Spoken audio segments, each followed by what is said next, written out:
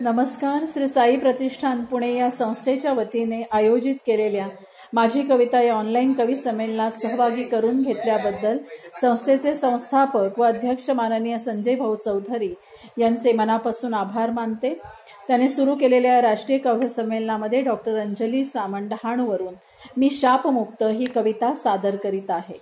झाडे लावा, पाऊस पाडा, पाणी अडवा, पाणी जिरवा, जाहिरातींनी भरल्या भिंती भिंती, वर्तमानाच्या पानापानावर झळकती थोरा मोठ्यांचे सेल्फी. परफेक्ट इव्हेंट मॅनेज करता वृक्षवल्ली आम्हा सोयरे. शेतकऱ्यांनीच वाढवली जशी मुले बाळे, नटवली गावे नदी किनारे, केली इमारतींची जंगले. पाऊस पाण्याची चुकवली गणिते, शेतकऱ्यांच्या कर्जानी वाढवली प्रेते. बँकांचे लुटारू मोकाट फिरते, आम्हा झाडाझाडांना विचारा आत्महत्येच्या कहाण्या. आमच्या रक्तात भिनल्यात आत्म्याचे तडफडाट, कोसळून गेले कडे चिमण्या पाखरांच्या हंबरड्यांनी. पांढरी कपाळे, निस्तेज चेहरे, उद्ध्वस्त मने, कोणते पंतप्रधान देतील शाश्वती.